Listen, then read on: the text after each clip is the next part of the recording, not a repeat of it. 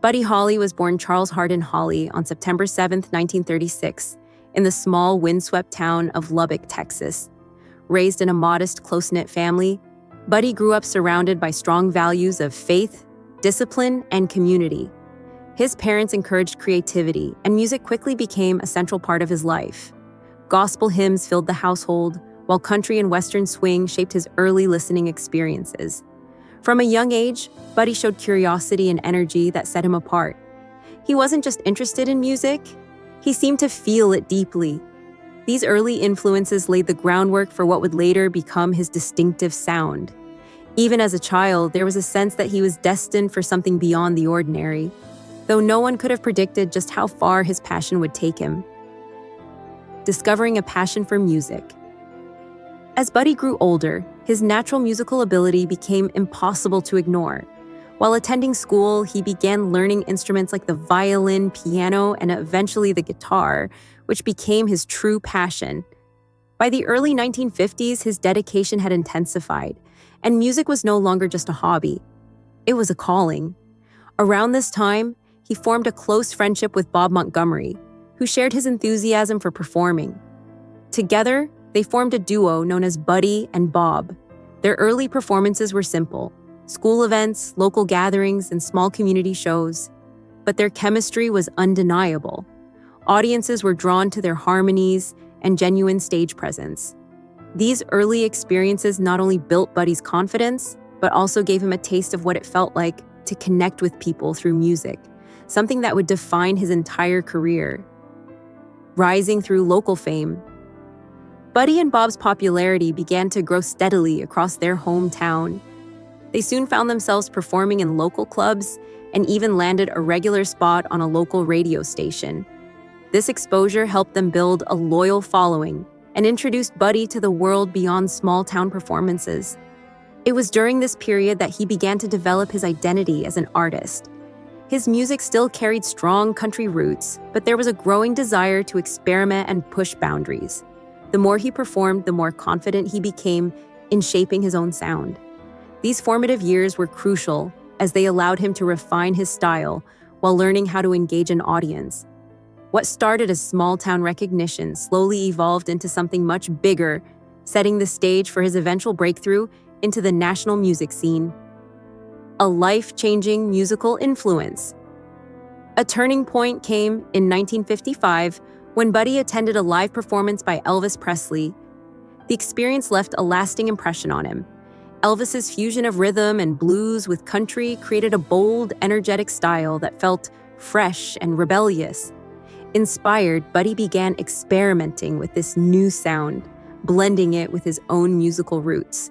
This marked a significant shift in his artistic direction.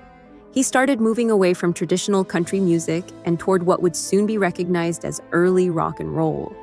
This transformation didn't happen overnight, but it was clear that Buddy was evolving into something unique. His willingness to adapt and innovate became one of his defining qualities, allowing him to stand out in a rapidly changing musical landscape. First steps into the music industry. Determined to pursue a professional career, Buddy expanded his musical group and caught the attention of industry scouts. This led to a recording opportunity with Decca Records, marking his first major step into the music business. While the experience was exciting, it also came with challenges. The label struggled to capture his true sound, and early recordings didn't reflect his full potential. Despite these setbacks, Buddy remained committed to his vision. He learned valuable lessons about the industry and began to understand the importance of creative control. Rather than becoming discouraged, he used this period as motivation to refine his style further. This resilience would prove essential in the years ahead, as he continued working toward a sound that truly represented who he was as an artist. The birth of the Crickets. In 1957, Buddy formed a new band called the Crickets, a decision that would change everything. With talented musicians by his side, he finally had the creative freedom he needed. Their sound was fresh, combining catchy melodies with a raw edge that appealed to a new generation. One of their first major recordings, That'll Be the Day, became an instant success. The song climbed the charts and introduced audiences to Buddy's unique voice and songwriting style. It wasn't just a hit, it was a defining moment in rock and roll history.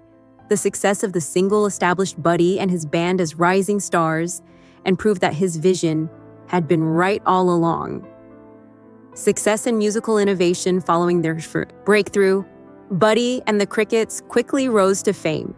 Hits like Peggy Sue and other energetic tracks showcased his ability to craft memorable melodies.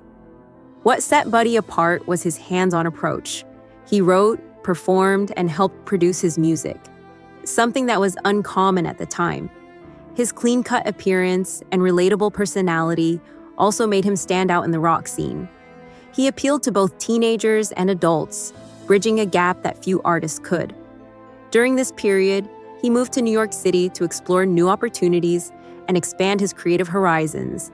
His productivity was remarkable, and it seemed like he was only just beginning to reach his full potential as an artist. Personal life and relationships behind the scenes, Buddy's personal life was evolving just as quickly as his career. He married Maria Elena Santiago in 1958 after a whirlwind romance. Their relationship was full of hope, but it also faced challenges due to his demanding schedule. Constant touring and professional pressures created distance between them. At the same time, his connection to Peggy Sue Gerron added emotional complexity to his life. While these relationships were deeply personal, they also influenced his music, giving it emotional depth and authenticity. Buddy's songs often reflected real feelings, making them resonate with listeners on a deeper level. Despite the challenges, he remained dedicated to both his career and the people he cared about. The tragic final tour. By early 1959, Buddy found himself facing financial pressures and career uncertainties. To regain stability, he joined the Winter Dance Party, a demanding tour across the Midwest. The conditions were harsh, with long travel distances and freezing weather taking a toll on the performers. Despite the difficulties, Buddy remained committed to his fans. On February 3, 1959, tragedy struck when a plane carrying Buddy, Ritchie Valens, and J.P. Richardson crashed near Clear Lake, Iowa. The accident shocked the world and marked a heartbreaking moment in music history. The loss was immense, not just for fans, but for the entire industry. Legacy and lasting impact. Buddy Holly's life was tragically short, but his influence continues to shape music today. His innovative approach inspired legendary artists like the Beatles and Bob Dylan. Songs like American Pie later referred to his passing as "the day the music died," capturing the emotional weight of the loss.